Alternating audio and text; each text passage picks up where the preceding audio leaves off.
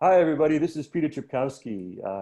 It is April 22nd, 2020, and this is another in a segment of conversations with Roe Jan area leaders and farmers and business folks. And I'm very happy today to have my old friend, Jeanne Mettler.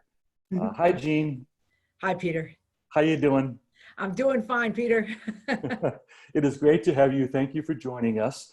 Let me introduce you real quick and we'll jump in. Jeanne is currently the Copake Town Supervisor, my hometown, and has a long history in this area, as does her parents. And I'll ask Jeanne to start off by maybe talking a little bit about her amazing dad, who I know was a prominent figure in our community. Well, that I'm happy to talk about my dad. So my dad was Jeanne Mettler, and his family came to Hillsdale by 1915. They show up on the census. They rented some property in Hillsdale, and then they started a farm. It was called Pleasant Valley. It was in North Hillsdale, and they had my great grandfather came from the Whitestone area, like the Whitestone Bridge. He had a dairy, and he moved up to Hillsdale in the beginning of that century. So they had a dairy farm. Eventually, my dad went to Cornell University. He was in the vet college and then went into the United States Army, served in the Pacific, then came home, married my mother, started a vet practice in Copake Falls. And that eventually moved down the road on Route 22 and eventually became the Copake Vet Hospital, which is there today. So my father was really active in the community, in the town too. He was an assessor, he was on the zoning board, he was planning board, and loved the Roe Jan community. Yeah. I remember as a kid, we had a couple of horses behind the inn in Copake Falls, and we had one horse who would frequently break out of the corral and make its way down to your dad, actually on Maple Lane. I don't know what lured her there. Her name was Jane. And your father would call my mom. I was typically at school at Roe Jan, and my father, my mom, and your dad would sort of meet halfway between Maple Lane and the inn in Copake Falls and hand this off. But I was always struck by his amazing kindness and patience. Now, your mom is, of course, a highly was a widely known, influential person in the community and made so many contributions. Talk about your mom for a few minutes. Well, my mom, Eleanor Mettler, her family came to this area probably in the 1930s. They came to Copake Lake first as renters. Then they purchased a home in Copake Falls, in the village of Copake Falls. And my grandfather, they were weekenders. So my mother started out as a weekender. And my grandfather, sometimes when they would be staying in Copake Falls, my grandfather would arrive on the train. He would get on the train in Grand Central and get off the train in Copake Falls. We called it Papa's train. And so my mother was in Roeliff Jansen for a while, but then when was back in the Westchester area and Long Island. So she came back here when she married my dad. They met in Roeliff Jansen as children, and then she came back and married my dad. So she raised 6 kids, but she also started the Roe Jan Independent. Do you know what motivated her to start the Roe Jan Independent?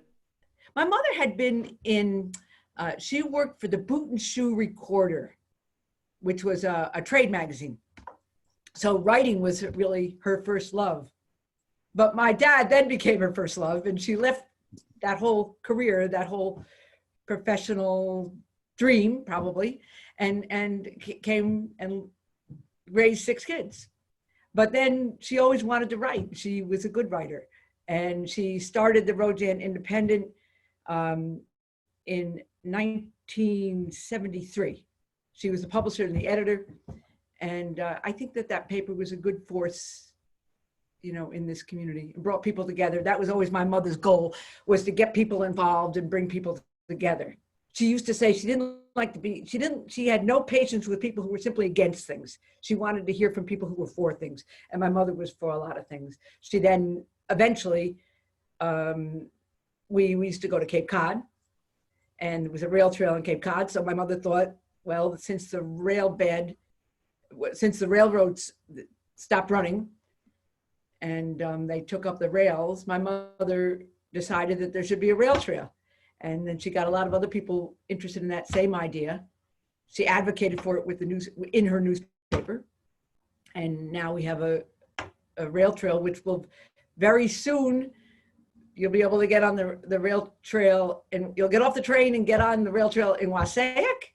And at least you'll be able to get by the Taconic Hills School, hopefully very soon, and then on to Chatham. My mother's slogan was always Chatham or bust. That's been fantastic. I remember as a kid coming into your house and kind of being firstly, I would always see your father with a book, and that was a great model. He loved to read these big fat histories of any number of things. And and I remember that, and his kindness. And your mom was always sort of working, I believe, in kind of what may have been a breezeway, an enclosed, area. Oh yeah, there was a little office out there. Right. Yeah. And it was just piled with papers and documents. And I found that fascinating. But the other thing I remember about your mom was that even though I was a 12-year-old kid, she spoke to me like I was an adult.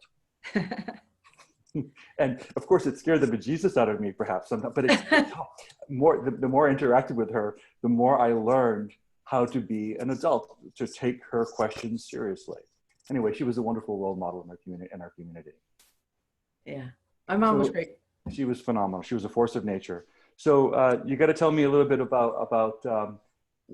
I know you have a long personal, professional journey, and it eventually led you back here to our hometown, and you got a call to public service. So talk a little bit about that journey. Well, after I went to college and the law school, and I practiced, then I went down to Westchester and practiced law for 30 some years in Westchester. And I think all the time that I was there, I felt like that was just a temporary situation, because sooner or later I was coming home. So I was very fortunate to get married in 2004 in Great Barrington, the town I was born, and came back to Copake Falls to celebrate. So that was in 2004, and in 2006, my wife and I bought a home on Snyder Pond Road. So it was just a thrill to be able to come back home.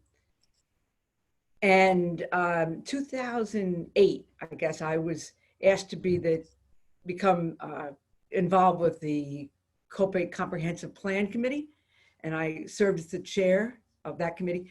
So we published our report, which was accepted. Our plan was accepted in 2011. And then 2012, I was appointed to fill a vacancy on the town board. And I served on the board from 2012 to 2019. In 2019, I was elected to this position, which is quite an honor and a thrill for me. Yes, it is. Yes, it is. Sorry to interrupt you, Jeanne, but and I want to talk a little bit about your experience now as supervisor, which has been going on now, for 4.5 months or so. Yeah.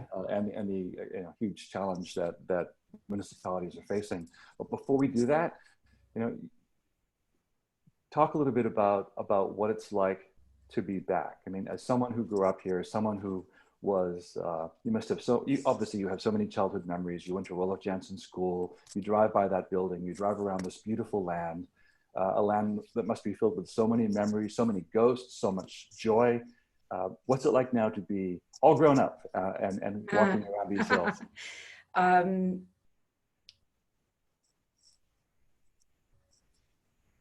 it's, it just, I love being here. I love being back here. I love being with and working with people that I've known forever and they've known me forever. Um, I love being with people who from time to time will say to me, oh, I remember your mother, or I remember your father. And that's a thrill. So, you know, sister and I, my sister lives in Hillsdale, I live in Copake, and we see people from time to time who remember our parents, and it's a wonderful thing. It keeps your parents alive. You know, it's a real treasure when someone says to me out of the blue, I remember your parents. That's a nice thing. But I also just, you know, I treasure this area. And so to be able to come back now and be a part of it and to maybe have some part in what's happening here and trying to move forward and try to do good things for Copake, that's a real honor. Absolutely. And it's something to have that, I don't know, that sense of that depth, that connection to this place. And certainly when I was a kid, I would ride calls with my dad. So now all those barns that I was in as a kid and listen to my father talk with those farmers, now I see, you know, the silos just standing by themselves. So the community has changed, the economy has changed. But the community here in Copake, as you know, Copake and Hillsdale and Ancrum, the community is just is a strong backbone. And so I have a lot of hope and optimism for what's going on here. Why do you think that our communities are so connected? What is it about this corner of Columbia County that makes our three towns so bonded? Well, I think originally it was because we all got on the same school bus and all went to Roeliff Jansen. So historically, that's the link. So for people my age and your age, we remember that.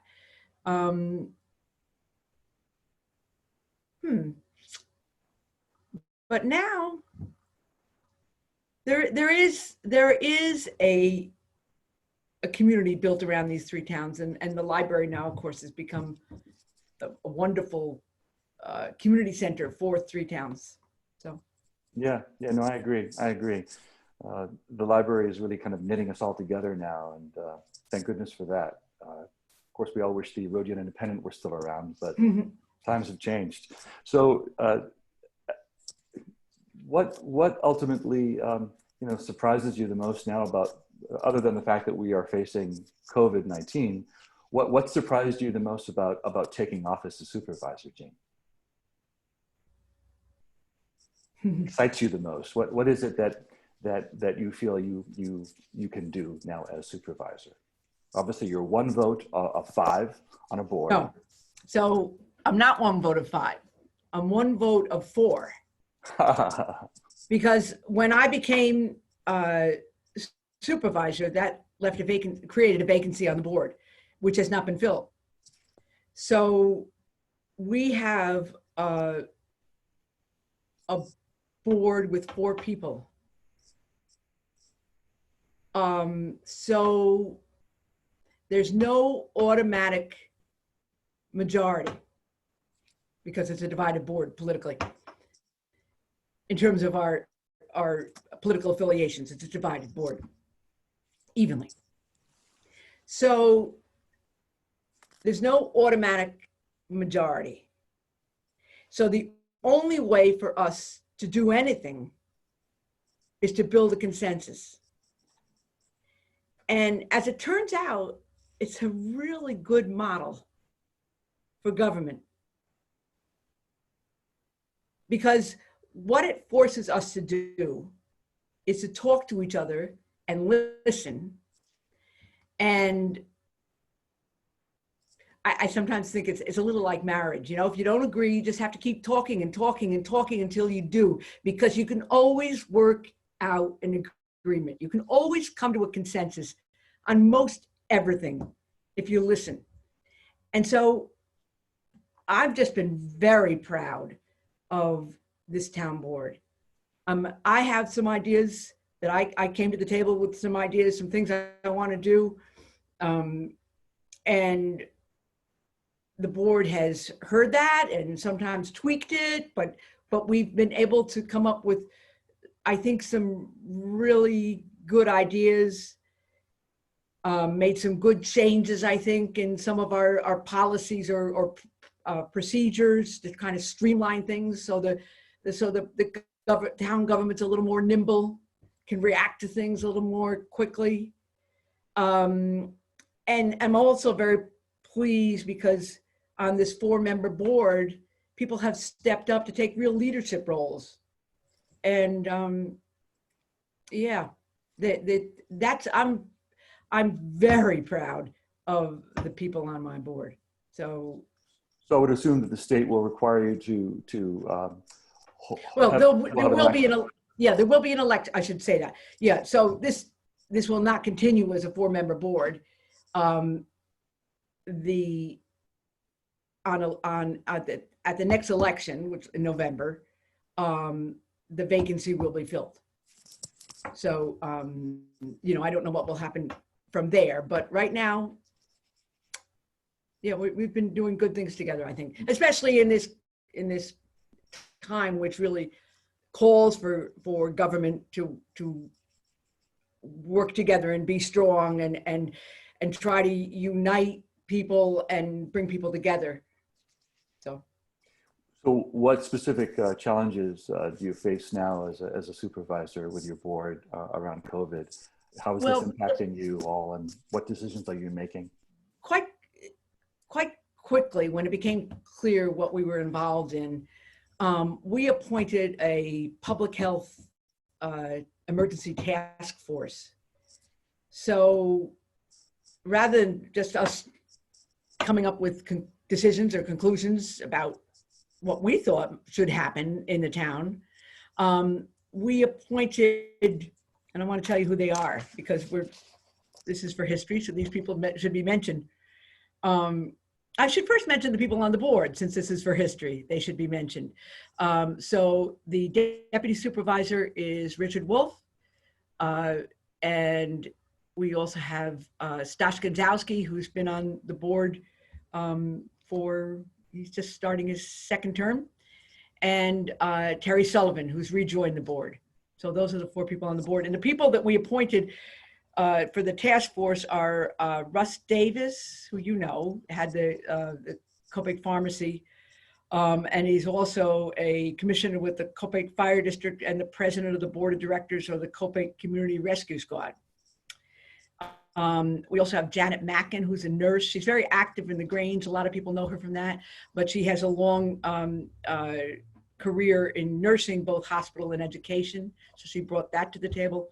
And then Dave Proper, who has deep experience in public safety, both as a deputy with the Columbia County Sheriff's Department and also as the former chief of the Copake Fire Company. So we brought these people together, and in mid-March we sat down and what are we going to do? And first we tried to leave the town hall open with the idea that we would limit the number of people in each office, and so that it became clear after like 3 days that was not going to work. We really just had to close the town hall, which is what we did March 19th. And then we closed the town park. These decisions, especially closing a park, you know, it's not an easy decision. It's a place where, you know, children go to use the skateboard park and to play basketball. And so it was not an easy decision, but it was a decision we felt we had to make. The park is still open for people to come in and walk around or fly a kite or, you know, just get some air. But we've just prohibited any kind of group activity. You know, there's other things now which are on hold. For instance, one of the things that I was excited about was early in the year, we created an economic advisory committee, and we solicited applications from people in Copake who would join it. We had a lot of enthusiasm, and now we're just on hold because we haven't conducted the interviews because we're stuck in all of this. And so we hope that we'll move along to the next step on that quite quickly. But there's other things on hold too. We have a summer music program every year with concerts in our park. That we don't know what will happen with that. We have a program for kids, a summer park program, which we're waiting to see. We're saying that at our May meeting, we'll make a decision what will happen with that. But again, that would be hugely disappointing if we had to call that off. Yeah, especially with these kids being cooped up the last 5-6 weeks or so, and the next handful of weeks as well. Yeah. It's going to be an outlet that families need. We're hoping for the same in Hillsdale. So, Jeanne, a marvelous little moment happened over your right shoulder a moment ago, which is just a little bit of a video history. Not to be alarmed, but through your window, we saw the mail delivery. And of course, the postal worker arrived with a mask. So a great video testimony of the crisis that we're in. And you're not wearing one, of course, because you're in a private office, as I am. Yeah, and sometimes you'll see through that same window, we have a dispenser of hand sanitizer that we put out every morning so people can come and fill up a bottle. And so sometimes you'll see people coming with masks to the front of Town Hall, but no one's coming in Town Hall. Great. Again, it's great speaking with you about this. I really appreciate your time, and thanks so much for your leadership. I know the county is really thrilled to have you as a voice at the Board of Supervisors. I learn a lot from you, I always have, and I'm so glad you're in this role, and appreciate everything you and your board are doing to make the community safe. So thank you for this time today. Thank you, Peter. Stay safe. Bye-bye. Bye-bye.